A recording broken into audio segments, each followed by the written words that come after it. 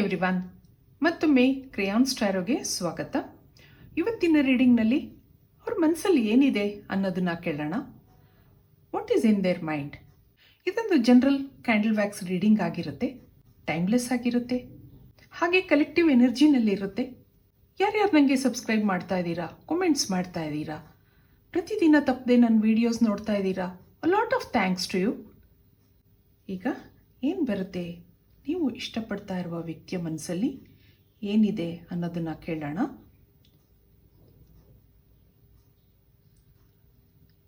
ಒಂದು ನಿಮಿಷ ದೇವ್ರನ್ನ ನೆನೆಸ್ಕೊಳ್ಳಿ, ಹಾಗೆ ನೀವು ಇಷ್ಟಪಡ್ತಾ ಇರುವ ವ್ಯಕ್ತಿನೂ ನೆನೆಸ್ಕೊಳ್ಳಿ. ಏಂಜಲ್ಸ್, ಯೂನಿವರ್ಸ್ ಗೈಡ್ ಮಾಡಿ. ಇಲ್ಲಿ ನೀವಿಬ್ರು ರಿಲೇಟಿವ್ಸ್ ಆಗಿರಬಹುದು, ಫ್ಯಾಮಿಲಿ ಕನೆಕ್ಷನ್ ಕಾಣ್ತಾ ಇದೆ, ಅಥವಾ ಯಾವುದೋ ಫ್ಯಾಮಿಲಿ ಫಂಕ್ಷನ್ನಲ್ಲಿ ಮೀಟ್ ಆಗಿರಬಹುದು, ಇಲ್ಲ ನಿಮಗಾಗಿ ಮನೆಯವರು ನೋಡಿರುವಂಥ ವ್ಯಕ್ತಿನೂ ಆಗಿರಬಹುದು.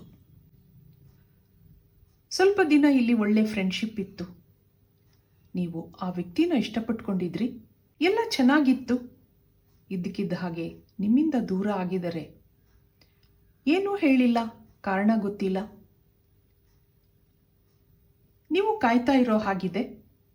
ಈ ಥರ ಭಾವನೆ ನಿಮಗೆ ಯಾರಲ್ಲೂ ಬಂದಿರಲಿಲ್ಲ. ಏನೋ ಅಟ್ಯಾಚ್ಮೆಂಟ್ ಇದೆ, ಸ್ಪೆಷಲ್ ಫೀಲಿಂಗ್ಸ್ ಇದೆ. ಇಲ್ಲೇನೋ ಪಾಸ್ಟ್ ಲೈಫ್ ಎನರ್ಜಿ ಬರ್ತಾ ಇದೆ, ಆದರೆ ಈ ಲೈಫಲ್ಲಿ ಬ್ಲಾಕೇಜಸ್ ಜೊತೆ ನೀವು ಭೇಟಿಯಾಗಿದ್ದೀರಾ ಅನ್ನಿಸ್ತಾ ಇದೆ. ನೀವು ಅಂದ್ಕೊಂಡಾಗೆ ಈಸಿಯಾಗಿ ಏನೂ ಆಗ್ತಾ ಇಲ್ಲ. ಹರ್ಡಲ್ಸ್ ಅಂದರೆ ಅಡಚಣೆಗಳು, ಅದು ಮೂರನೇ ವ್ಯಕ್ತಿ ಆಗಿರಬಹುದು ಅಥವಾ ಅವ್ರ ಪರಿಸ್ಥಿತಿ ಆಗಿರಬಹುದು. ಎಲ್ಲಕ್ಕಿಂತ ಹೆಚ್ಚಾಗಿ ಅವ್ರ ಮನಸ್ಸು. ಒಂದೊಂದು ಸರಿ ನೀವು ಇಷ್ಟ ಆಗ್ತೀರಾ, ಆದರೆ ನಿಮ್ಮ ಜೊತೆ ಕಮಿಟ್ಮೆಂಟ್ ಆಗೋ ಯೋಚನೆ ಇರಲ್ಲ. ಆ ಒಂದು ಕನ್ಫ್ಯೂಷನ್ ಇಲ್ಲಿ ಕಾಣ್ತಾ ಇದೆ.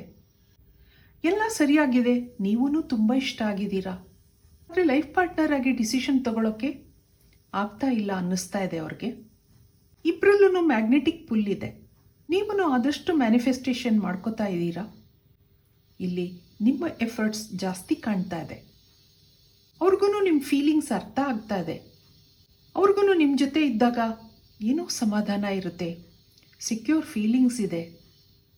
ನಿಮ್ಮ ಜೊತೆ ಗಂಟೆಗಟ್ಟಲೆ ಮಾತನಾಡೋದಿದೆ, ಆದರೆ ಏನು ಡಿಸಿಷನ್ ಕೊಡ್ತಾ ಇಲ್ಲ, ಡಿಸ್ಕನೆಕ್ಟ್ ಆಗೋದೂ ಇಲ್ಲ.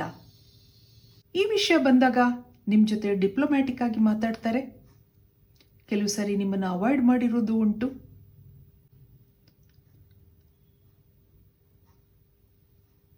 ಆದರೆ ನಿಮ್ಮ ಜೊತೆ ಅವರು ಇಮೋಷನಲ್ ಆಗಿ ಕನೆಕ್ಟ್ ಆಗಿರೋದು ನಿಮಗೆ ಗೊತ್ತಿದೆ.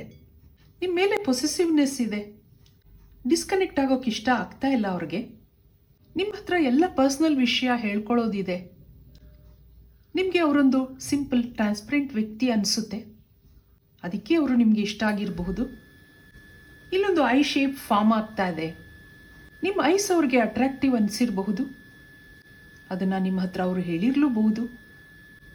ಈಗೀಗ ನಿಮ್ಮ ಹತ್ರ ಅವ್ರು ಮಾತಾಡೋದು ಕಡಿಮೆ ಆಗಿರೋದು ನೀವು ಗಮನಿಸ್ತಾ ಇದ್ದೀರಾ. ಇಲ್ಲಿ ಅವ್ರ ಕೆರಿಯರ್ ಆಗಿರಬಹುದು, ಬಿಸ್ನೆಸ್ ಆಗಿರಬಹುದು, ಗಮನ ಹೆಚ್ಚಾಗಿದೆ ಅನ್ನಿಸ್ತಾ ಇದೆ. ಅಷ್ಟೊಂದು ಮಾತಾಡ್ತಾ ಇದ್ದವರು ಇದಕ್ಕಿದ್ದ ಹಾಗೆ ಮಾತು ಕಡಿಮೆ ಆಗಿರೋದು ನಿಮಗೆ ಯೋಚನೆ ಆಗ್ತಾ ಇದೆ. ಮುಂದೇನೂ ಈ ಒಂದು ರಿಲೇಷನ್ಶಿಪ್ನಲ್ಲಿ ಅಪ್ಸ್ ಆ್ಯಂಡ್ ಡೌನ್ಸ್ ಇರುತ್ತೆ, ಆದರೆ ಡಿಸ್ಕನೆಕ್ಟ್ ಆಗಲ್ಲ ಅನ್ನಿಸ್ತಾ ಇದೆ. ಯಾಕೆಂದರೆ ಇಲ್ಲೊಂದು ಅಟ್ರಾಕ್ಷನ್ ಇದೆ, ಅಟ್ಯಾಚ್ಮೆಂಟ್ ಇದೆ. ಒಂದೊಂದ್ಸರಿ ಅವ್ರಿಗೆ ನೀವು ಅವರಿಂದ ಜಾಸ್ತಿ ಎಕ್ಸ್ಪೆಕ್ಟ್ ಮಾಡ್ತಾ ಇದ್ದೀರಾ ಅನ್ನಿಸ್ತಿರಬಹುದು. ಏನು ಡಿಸಿಷನ್ ತಗೊಳಕ್ಕಾಗ್ತಾ ಇಲ್ಲ, ಕನ್ಫ್ಯೂಷನಲ್ಲಿದ್ದಾರೆ. ಅದಕ್ಕೆ ಕೆಲವು ಅವರ ಪರಿಸ್ಥಿತಿಗಳೂ ಕಾರಣ ಇರಬಹುದು. ನಿಮ್ಗೇನು ಹೇಳ್ತಾ ಇಲ್ಲ, ಅವರು ಬೇಕಂತ ನಿಮಗೆ ಹೀಗೆ ಮಾಡ್ತಾ ಇದ್ದಾರೆ ಅಂತ ನಿಮಗೂ ಎಷ್ಟೋ ಸರಿ ಅನಿಸಿದೆ. ಇದಕ್ಕೆ ಟ್ಯಾರೋ ಕಾರ್ಡ್ಸಿಂದ ಕ್ಲಾರಿಫಿಕೇಶನ್ ತಗೋಣ. ಮುಂದೆ ಏನಾಗುತ್ತೆ ನೋಡೋಣ. ಇದಕ್ಕೆ ಟ್ಯಾರೋ ಕಾರ್ಡ್ಸಿಂದ ಏನು ಬರುತ್ತೆ ನೋಡೋಣ, ಏನು ಮೆಸೇಜ್ಗಳು ಬರಬಹುದು. ಅವ್ರು ನಿಮಗೆ ಕಮಿಟ್ಮೆಂಟ್ ಕೊಡ್ತಾರಾ, ಅವರ ಡಿಸಿಷನ್ ಹೇಳ್ತಾರಾ, ಏನಿದೆ ನೋಡೋಣ.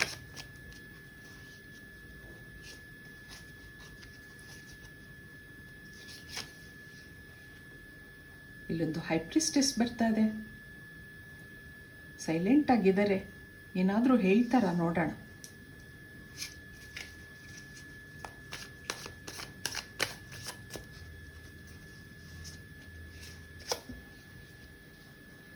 7 ಆಫ್ ಕಪ್ಸ್,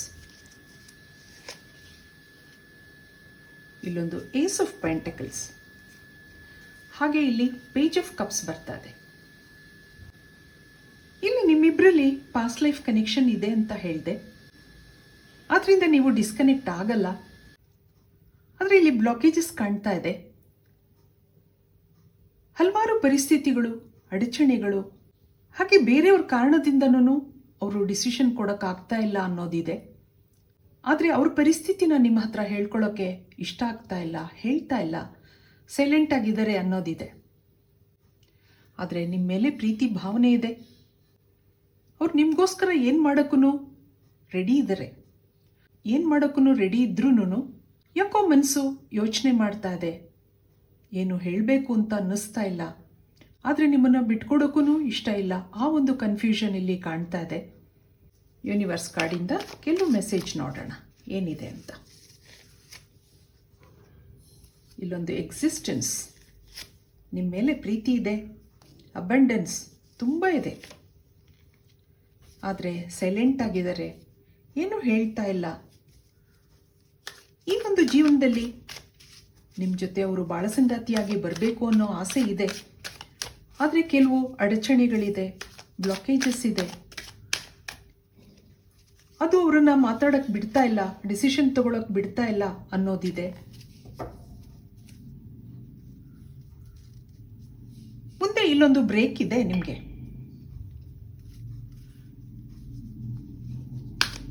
ಏನೋ ಮಿರಾಕಲ್ಸ್ ಆಗ್ಬೋದು. ನೋಡೋಣ ಇದಕ್ಕೆ ಏನು ಬರುತ್ತೆ. ಇಲ್ಲಿ ಲೈಫ್ ಎನರ್ಜಿ, ಕೆಲವು ಪಾಸಿಟಿವ್ ಎನರ್ಜಿ ಬರೋದಿದೆ. ಫ್ರೆಂಡ್ಶಿಪ್, ಆ ನಿಮ್ಮ ಫ್ರೆಂಡ್ಶಿಪ್ ಮುಂದೆ ಏನಾಗುತ್ತೆ ನೋಡೋಣ. ಮೂನ್ ಎನರ್ಜಿ, ಮತ್ತೊಂದು ಲಾಸ್ಟ್ ಆ್ಯಂಡ್ ಫೌಂಡ್. ಇದಿಷ್ಟು ನಿಮಗೆ ಏಂಜಲ್ ಮೆಸೇಜಸ್ ಆಗಿದೆ.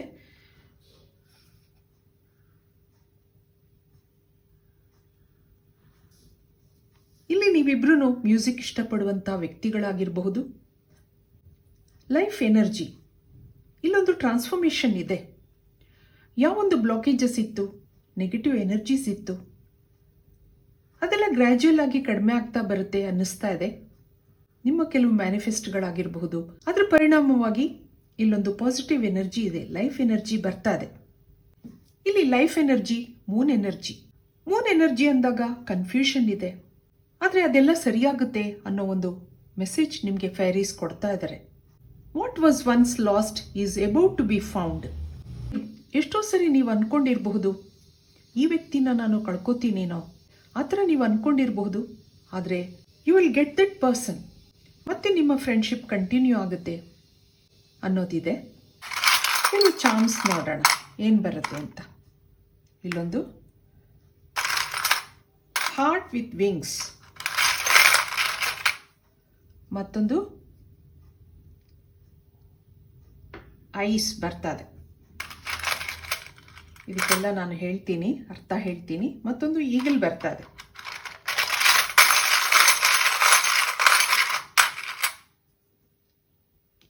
ಮತ್ತೊಂದು ಕೇಜ್, ಹಾಗೆ ಇಲ್ಲೊಂದು ಆಂಕರ್. ನಿಮ್ಮನ್ನು ಅವಾಯ್ಡ್ ಮಾಡ್ತಾ ಇದ್ರು, ಹೌದು. ಎಷ್ಟೇ ಪ್ರೀತಿ ಇದ್ರೂ ನಿಮ್ಮನ್ನು ಅವಾಯ್ಡ್ ಮಾಡ್ಕೊಂಡು ಓಡಾಡ್ತಾ ಇದ್ರು, ಏನೂ ಹೇಳ್ತಾ ಇರಲಿಲ್ಲ, ಸೈಲೆಂಟ್ ಆಗಿದ್ರು. ಏನೋ ಒಂದು ಮಾಸ್ಕ್ ಇತ್ತು ಅವ್ರ ಮಾತುಕತೆಗಳಲ್ಲಿ. ಮನಸ್ಸಿನ ಆ ಆಸೆನ ಏನೂ ಹೇಳ್ತಾ ಇರಲಿಲ್ಲ, ಆ ಡಿಸಿಷನ್ ಏನೂ ಕೊಡ್ತಾ ಇರಲಿಲ್ಲ ನಿಮಗೆ. ಇಷ್ಟು ದಿವಸ ಒಂದು ಕೂಡ ಹಾಕದಂಥ ಪರಿಸ್ಥಿತಿನಲ್ಲಿದ್ರಿ, ಆದರೆ ಮುಂದೆ ನಿಮ್ಮ ಫ್ರೆಂಡ್ಶಿಪ್ ಸ್ಟ್ರಾಂಗ್ ಆಗಿರುತ್ತೆ. ಆ ಒಂದು ಲೈಫ್ ಎನರ್ಜಿ, ಕನ್ಫ್ಯೂಷನ್ನಿಂದ ಆಚೆ ಬರ್ತೀರಾ, ಸ್ಟ್ರಾಂಗ್ ಆಗಿ ಜೀವನದಲ್ಲಿ ಡಿಸಿಷನ್ ತಗೋತಾರೆ ಅವರು ಅನ್ನೋದಿದೆ. ಇದು ಇವತ್ತಿನ ರೀಡಿಂಗ್ ಆಗಿರುತ್ತೆ. ನನ್ನ ರೀಡಿಂಗ್ ಇಷ್ಟ ಆಗಿದ್ರೆ please like, share and subscribe. Thank you for watching.